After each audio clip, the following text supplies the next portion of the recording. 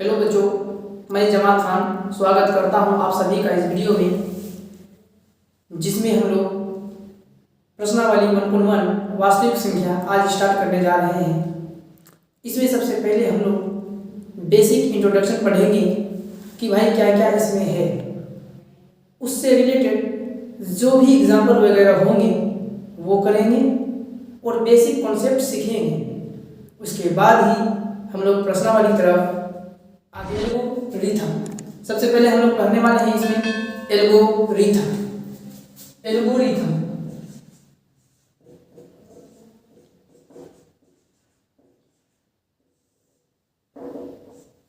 Algorithm क्या है? सुपरिभाषित चरणों की एक श्रृंखला होती है जो एक विशेष प्रकार की समस्याओं को हल करने की विधि प्रदान करती है। और एक लाइन में बोले तो यह किसी काम को करने का स्टेप है। इसलिए सबसे पहले हम लोग परिभाषा लिखते हैं, उसके बाद समझते हैं।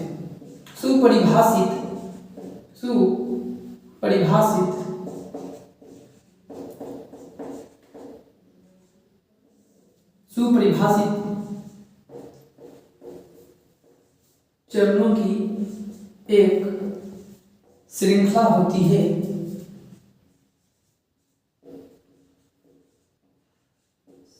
सुपरिभाषित चरणों की एक श्रृंखला होती है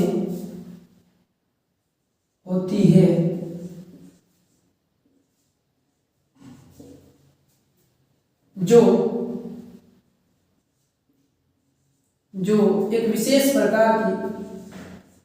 एक विशेष प्रकार की समस्याओं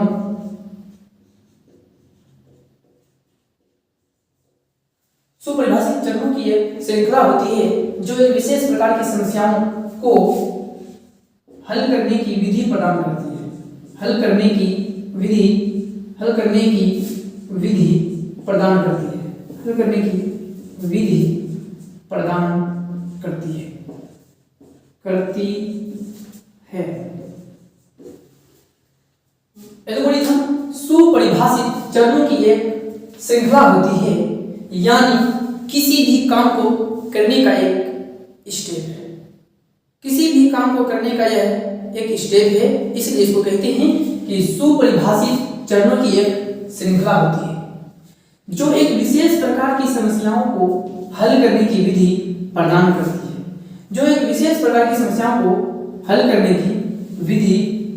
करती है। यानी जैसे समझते हैं कि अगर आपको चाय बनाना हो तो आप क्या करोगे? आप बोलोगे सर सबसे पहले हम गैस ऑन करेंगे, उसके बाद बर्तन लेंगे, फिर उस पर पानी डालेंगे, थोड़ा गर्म होने के बाद चाय पत्ती डालोगे, फिर अदरक डालोगे, उसके बाद दूध डालोगे। अगर आपका मन करता है इलायची डालने का तो वो भी डाल सकते हैं। उसके बाद चाय छांकोगे। तो इस प्रकार आप स्टेप बाय स्टेप एक काम किए। उसी प्रकार एल्गोरिथम में भी बोलता है कि यह भी किसी काम को करने का एक स्टेप होता है। अब हम अगला टॉपिक पढ़ने वाले हैं, प्रमेय।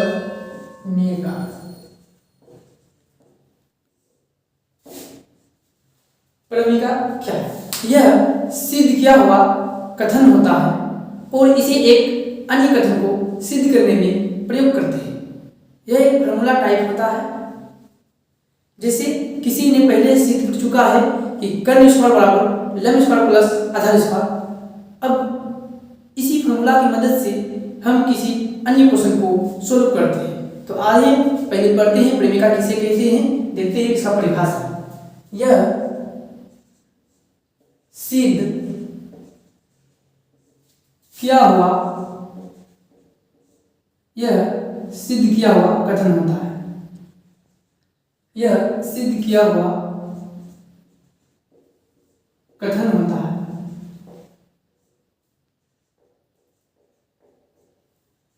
यह सिद्ध किया हुआ कथन होता है और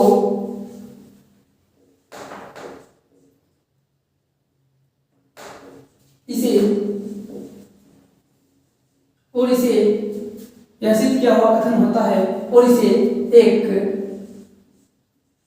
अन्य कथन को सिद्ध करने में और इसे एक अन्य कथन को और इसे एक अन्य कथन और इसे एक अन्य कथन को और इसे एक अन्य कथन को सिद्ध करने में प्रयोग करते हैं। बोलता है प्रणिका किसे कहते हैं? यह सिद्ध किया हुआ कथन होता है और इसे एक अन्य कथन को सिद्ध करने में प्रयोग करते हैं। मतलब यह एक फार्मूला टाइप हो गया जिसकी मदद से हम लोग क्वेश्चन सोल्व करते हैं। अब इसके बाद हम लोग पढ़ने वाले हैं यूक्लिड विभाजन एल्गोरिथम। Euclid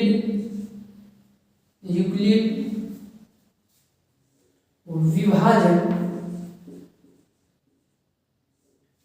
algorithm. अब हम लोग पढ़ने वाले हैं यूक्लिड विभाजन एल्गोरिथम। यह एक टॉपिक है यूक्लिड विभाजन एल्गोरिथम और इसी का दूसरा रूप है यूक्लिड विभाजन प्रणिका। तो पहले हम लोग देखते हैं कि यूक्लिड विभाजन एल्गोरिथम में किस टाइप का सवाल पूछ सकता है। अभी हम बताते हैं इसको। ये है जैसे कि इसमें दो या दो से अधिक संख्याओं का एचसीएफ पूछता है। फिर पूर्णांकों की विभाज्यता की सब इसमें पूछता है। दूसरा आता है कि पूर्णांकों की विभाज्यता के संबंधित अनुप्रयोग।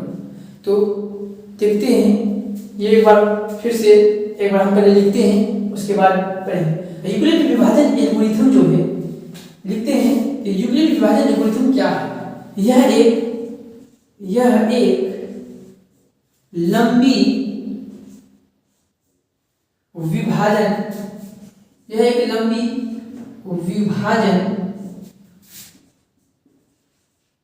प्रक्रिया है। यह एक लंबी विभाजन प्रक्रिया है। इसमें जो है इसमें दो टाइप के सवाल आते हैं।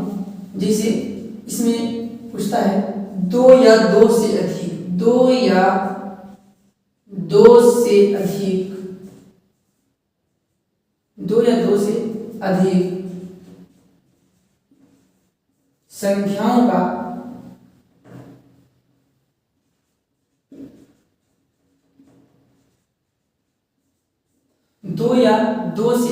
संख्याओं का HCF निकाला।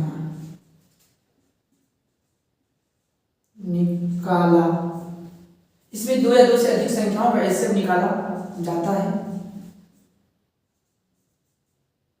दूसरा पॉइंट है इसमें पूर्णांकों की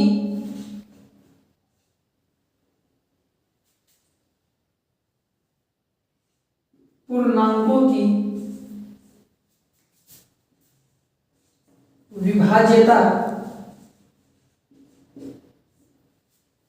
के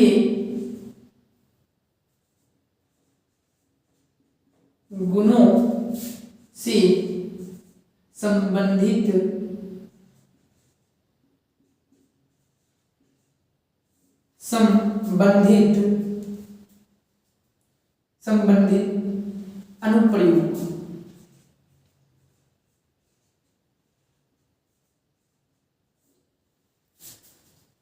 संबंधित अनुप्रयोग।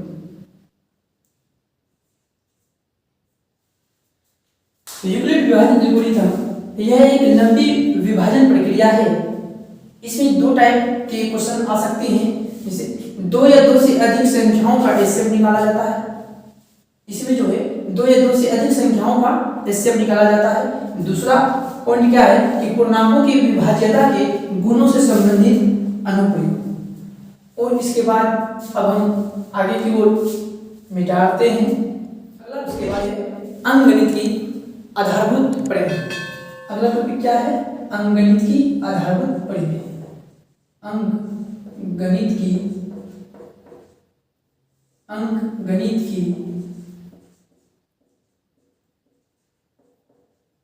आधारभूत परिमेय।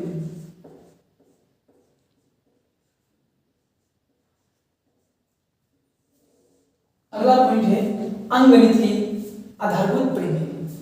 यह अभाज्य विधि है। अंकगणित की आधारभूत परिमेय जो है यह एक प्रकार की अभाज्य विधि है। इसमें भी दो पॉइंट आते हैं। पहला पॉइंट है कि दी गई संख्याओं को अभाज्य सिद्ध करना। फिर दूसरा पॉइंट है कि यह पता करना कि दशमलव प्रसाद शांत है या नहीं। तो एक परिभाषा जगह तो नहीं बोल सकते हैं, लेकिन अंकगणित की आधारभूत परिमेय में क्या होता है, यह अभाज्य विधि है। यह अभाज्य विधि है।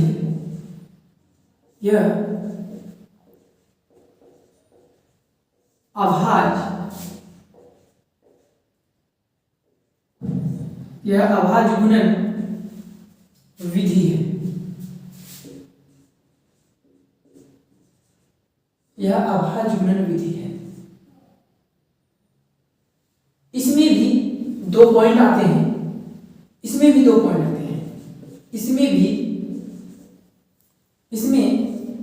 इसमें दो पॉइंट आते हैं। पहला पॉइंट है दी गई संख्याओं को अभाज्य सिद्ध करना। इसमें भी दो पॉइंट आते हैं बाबू। इसमें भी दो पॉइंट आते हैं।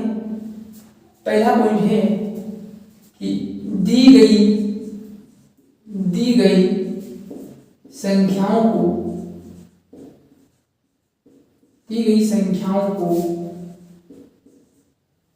अभाज्य सिद्ध करना।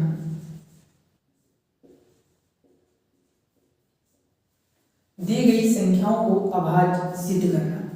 दूसरा पॉइंट है कि यह पता करना कि दशमलव प्रसाद शांत है या नहीं। लिखेंगे कि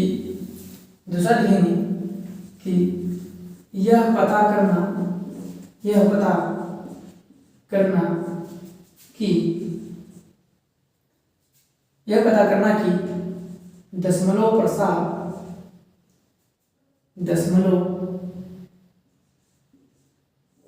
प्रसाद शांत है या नहीं। ये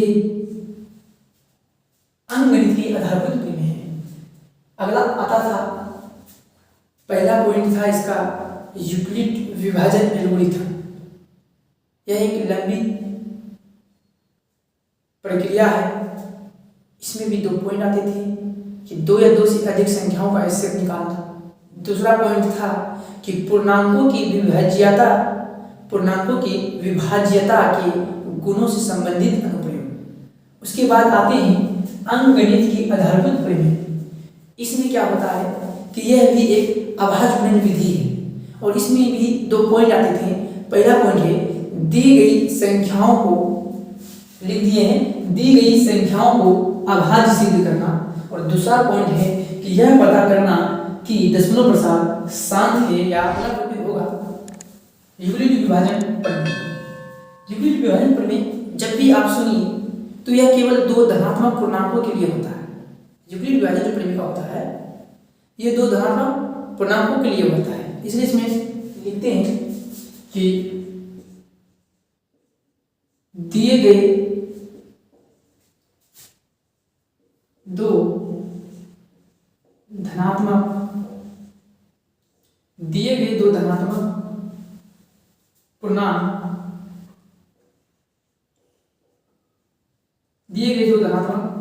पूर्णांकों ए और बी के लिए, ए और बी के लिए दिए गए दो धनात्मक पूर्णांकों ए और बी के लिए अद्वितीय, एक दिए गए दो धनात्मक पूर्णांकों ए और बी के लिए ऐसी अद्वितीय पूर्ण संख्याएं Q और R विद्यमान है कि A बराबर डी क्यू प्लस आर। देखते हैं दिए गए दो धनात्मक पूर्णांकों A और B के लिए ऐसी अद्वितीय पूर्ण संख्याएं, ऐसी अद्वितीय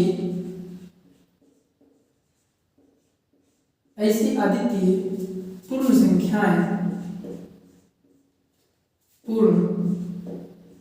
संख्याएं, ए और बी के लिए ऐसी अद्वितीय पूर्ण संख्याएं Q और R, Q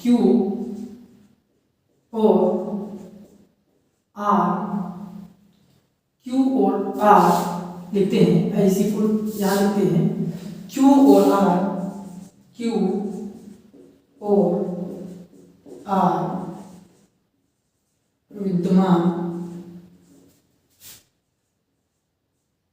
है कि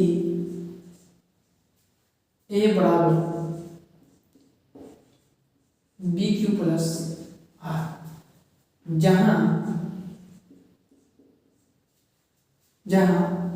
आर जो है जीरो या जीरो से बड़ा, जहां आर जो है जीरो या जीरो से बड़ा लेकिन बी से छोटा होना चाहिए। एक नॉर्मल भाषा में इसको हम समझते हैं, पहले एक आसान तरीका से समझते हैं। जैसे में 3/17 देखते हैं, 3/17 देते हैं, क्या होता है 3 × 5 = 15, 7 में 5 गया 2, 1 1 खत्म। तो इसको हम कहते हैं ए और इसको कहते हैं बी और इसको कहते हैं क्यू और इसको कहते हैं आर। अब हम अगर ए बराबर बी क्यू प्लस आर के रूप में अगर इसको बैठाना चाहें तो देखते हैं ए को है, बी कौन है और क्यू कौन है और आर कौन है। ए बराबर बी क्यू प्लस आर में बैठाएं तो ए का मान कितना है यहाँ 17 तो लिख दीजिए, और बी का मान कितना है 3 तो लिख दीजिए, गुना क्यू का मान 5 है और आर का मान 2 है। तो क्या हम देखते हैं कि ए जो है वो बी क्यू प्लस आर से खुल जाता है, 3 × 5 = 15 और 2 17 खुल गया। इसलिए हम इसको कहते हैं दिए गए दो धनात्मक पूर्णांकों ए और बी के लिए दिए गए दो धनात्मक पूर्णांकों ए और बी के लिए, तो देखिए ए और बी देखिए दो धनात्मक पूर्णांक, ए देखिए 17 है, बी देखिए 3 है, ये जो दोनों है ये दोनों धनात्मक पूर्णांक है। इसलिए हम कहते हैं कि दिए गए दो धनात्मक पूर्णांकों ए और बी के लिए 17 भी धनात्मक है, 3 भी धनात्मक है, ए और बी दोनों धनात्मक है। इसलिए यहाँ लिखे हैं कि दिए गए दो धनात्मक पूर्णांकों ए और बी के लिए ऐसी अद्वितीय पूर्ण संख्याएं Q और R विद्यमान है कि ऐसी अद्वितीय पूर्ण संख्या। पहले पूर्ण संख्या समझते हैं। पूर्ण संख्या जो जीरो से स्टार्ट होती है। तो देखिए पूर्ण संख्याएं Q और R विद्यमान है कि मतलब Q का भी मान 0 और R का भी मान 0 होना चाहिए। अब सर R का तो मान 0 होता है पर Q का मान 0 कैसे होता है सर? तो और एक उदाहरण लेकर दिखाते हैं हम, और दो उदाहरण लेते हैं और दिखाते हैं। पहले देखते हैं 4/20, 4 × 20 भाग लगाइए, 4 × 20 खत्म, कुछ शेष नहीं बचा, शेष कुछ भी नहीं बचा। तो बाबू यहाँ में 0, ये जो R का मान है 0 हो गया, और Q का मान 0 कैसे होगा? तो Q का मान देखिए 0 कैसे होगा। जैसे 5 भागा अगर हम 4 कर देते हैं तो बताइए 5 का 5 में तो 4 भागा लगेगा नहीं, तो हम क्या करते हैं 5 का 5 को 0 और पढ़ेंगे तो क्या होगा 0 और तो फिर 4 में 0 गया 4 और r का मान हो जाएगा 4। तो क्या बताइए, r का भी मान 0 हो गया और q का भी मान 0 हो गया। इसलिए हम कहते हैं पूर्ण संख्याएं q और r विद्यमान है कि मतलब q और r भी 0 हो सकती है, r भी 0 हो सकती है, q भी 0 हो सकती है। और बात रहा ऐसी अद्वितीय पूर्ण संख्या, अद्वितीय आप पढ़ें अद्वितीय, ये देखिए अद्वितीय अद्वितीय अद्वितीय का मतलब ये है कि 3 भागा अगर हम 17 लगाए हैं तो 3 भागा 17 किए हैं तो 3 बचे 15, 17 में 15 गया 2 बचेगा। तो अब हम इसको कोई आदमी ऐसा भाग लगा दे, कोई बच्चा ऐसा लगा दे, कोई बच्चा ऐसा लगाता हो कि 3 भागा 17, तो 3 का 3 को 5 बार ना पढ़ कर वो 4 बार ही पढ़े। 3 चौके 12, 7 में 2 गया 5 और 1 खत्म। कोई ऐसा लगा दे और लिख दे कि 17 बराबर 3 गुना 4 प्लस 5 और बोले कि सर 17 को हम ऐसा भी तो लिख सकते हैं 3 गुना 4 प्लस 5, तो बाबू ये गलत हो जाएगी। क्यों? क्योंकि हम बोले हैं कि जहाँ r का मान 0 या 0 से बड़ा लेकिन b से छोटा होना चाहिए। तो आप यहाँ देखिए आप यहाँ देखिए, ये हो गया r और ये हो गया b। तो बताइए b से छोटा है r का मान? नहीं, b से छोटा ही नहीं है r का मान।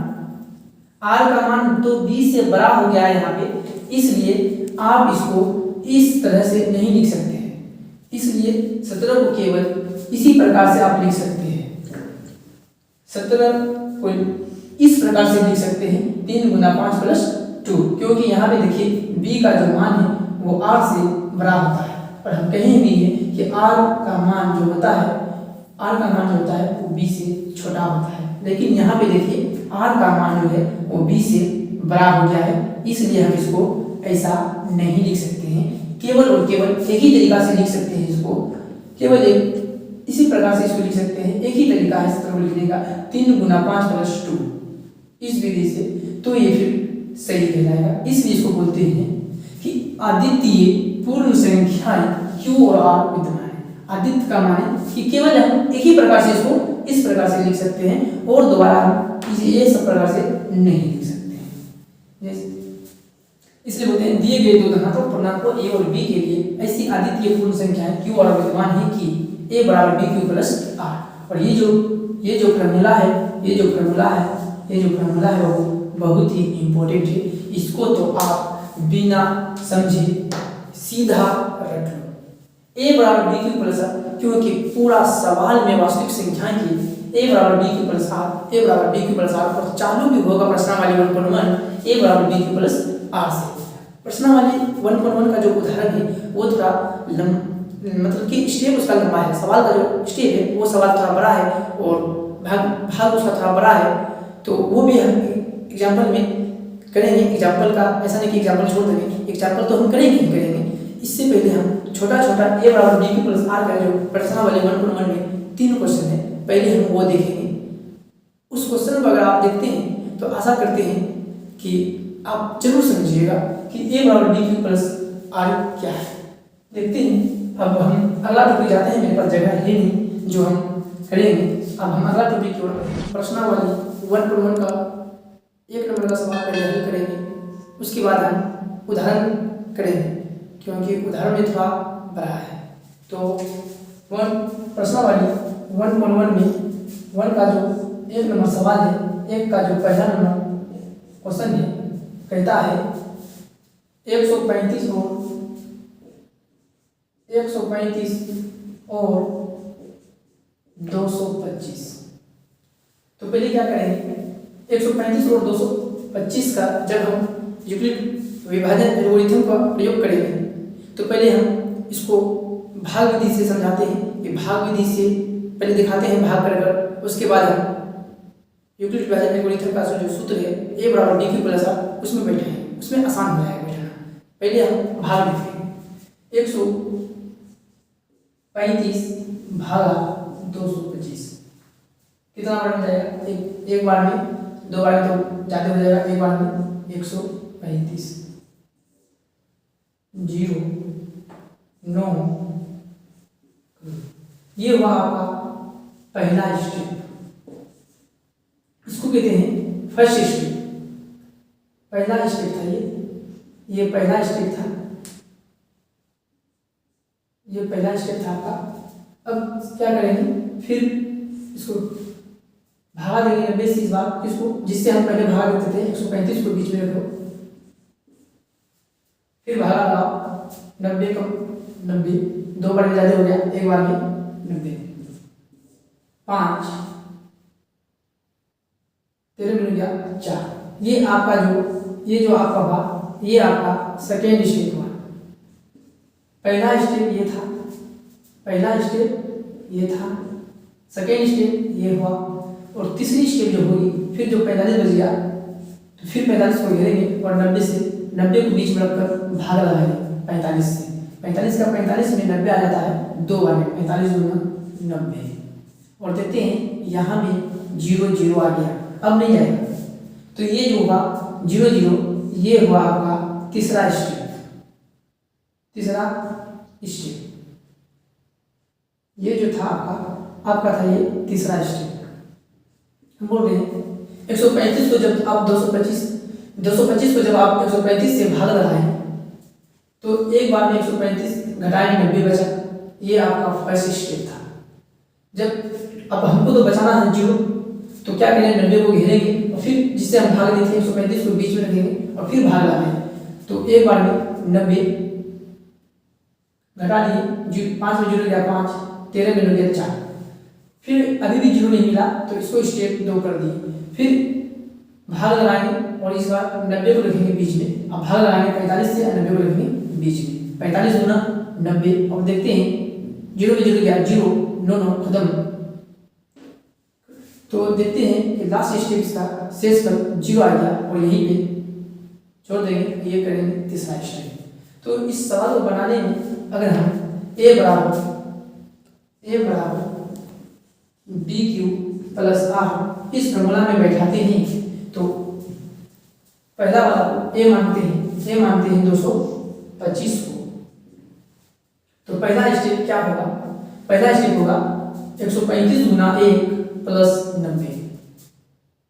135 b है 135 गुना Q कितना है 1 प्लस R कितना है 90।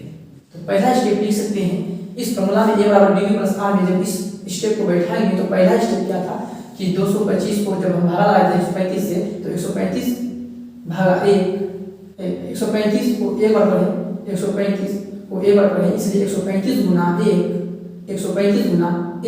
प्लस 90। तो पहला स्टेप लिख दी। फिर दूसरा स्टेप क्या होगा 90 गुना 1 प्लस 45, तो कितना लिखाएगा 135। दूसरा स्टेप क्या होगा 135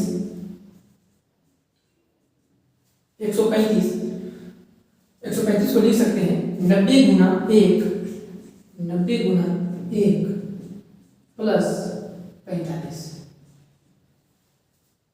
फिर तीसरा स्टेप क्या लिखेंगे 90 को हम लिख सकते हैं 45 गुना 2 प्लस 0।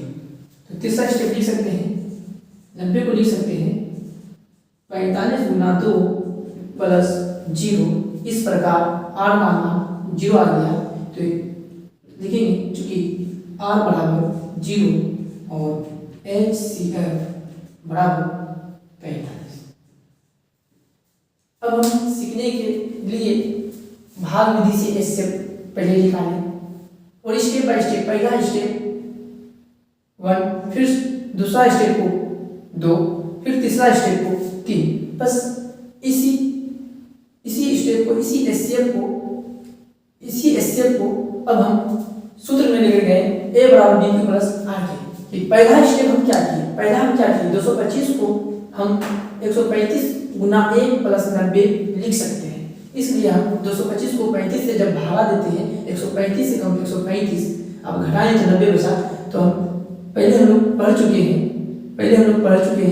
कि पहले हम लोग भाग विधि पहले से हम लोग जानते हैं, पहले हम लोग बच्चे में पढ़ चुके हैं कि भाज्य बराबर भाजक गुना भागफल प्लस शेषफल। भाजक गुना भागफल प्लस शेष में। तो अगर हमको 225 पुराना हो तो हम क्या करेंगे, 135 गुना 1 प्लस 90 करेंगे तो 225 हो जाएगा, ये पहला स्टेप।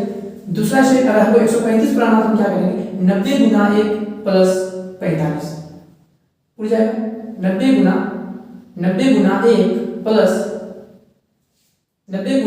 1 प्लस 45 तो हमारा दूसरा स्टेप पहुंच जाएगा। तीसरा स्टेप क्या होगा, 90 पुराना हो तो 45 गुना 2 प्लस 0 तो हमारा तीसरा स्टेप पहुंच जाएगा। तो अगर आप परीक्षा में उचित ये रहेगा कि आप इसको ना बनाकर ये बनाएं, क्योंकि इस कहता है, ये जो प्रश्नावली है कहता है कि एल्गोरिथम का उपयोग कीजिए, तो आप a बराबर dq प्लस r का उपयोग कीजिए और इसको बनाइए। तो हम कहते हैं कि इसी सूत्र पर, इसी सूत्र के पैटर्न पर आप बैठाएंगे। दूसरा सवाल कहता है, दूसरा सवाल है इसका, आइए दूसरा समझते हैं। दूसरा सवाल है इसका 196 और 38220, 196 और 38220। तो हम क्या करेंगे, 196 से भाग लगा देंगे 38220 में, एक बार में लगाते हैं तो हो जाएगा 196, 12 में 6 गया 6 और 17 में 9 गया 8, 2 में गया 1। अब हम 2 उतारते हैं तो हो जाता है 1862। देखते हैं 19 में 196 में कितना बार आता है। अगर इसको हम 8 से गुना कर दें तो कितना होगा, 196 गुना 8 45, 8 4 76 4 7 8 7 15 नहीं 18, 9 से कर देते हैं। देखते हैं 8 से नहीं हुआ तो क्या 9 से कर देते हैं, और 54 4 5 81 5 6 से 6 8 9 8 1764। हाँ वैसे 9 बार में लगाते हैं आ जाता है 1764। 12 में 4 गया 8 और इसको लिख सकते हैं 15 में 6 गया 9, 7 में 7 खत्म, 1 में 1 खत्म। अब उतरेगा उतर गया आपका 0, हो गया 980। और देखते हैं कितना बार में आएगा, 980 19 25 95, ये 5 बार में खा जाएगा।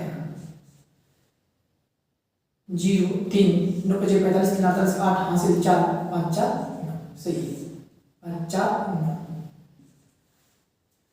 0 खत्म पूरा। तो इसका जो पहला स्टेप कहाँ था, पहला स्टेप जो था इसका पहले स्टेप में ही खत्म हो गया। जब भागा लगते चले तो लगाते जाएंगे, अगर उधर रहा हो एक बार में, जब तक ये पूरा करना ही नहीं तब तक इसको हम बांटेंगे नहीं। अभी आ रहा था, उतर रहा था, अंक उतर रहा था तो हम उतार कर खिला रहे थे, एक ही बार में खत्म हो गया। अगर हम इसको बैठाना चाहते हैं ये बराबर BQ प्लस R, तो हम इसको लिख सकते हैं 38220 बराबर लिख सकते हैं 196 गुना 195 प्लस 0, 196 गुना 195 प्लस 0। तो जैसे 0 आ गया, पहला ही स्टेप में 0 आ गया, तो चूंकि R बराबर 0 और HCF हो जाएगा आपका 196। और इसका तीसरा सवाल देखते हैं। तीसरा क्या है, इसको मिटा देते हैं। तीसरा क्वेश्चन है 255 और 867। तीसरा क्वेश्चन है 255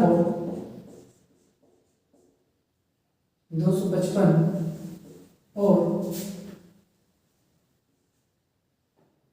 867।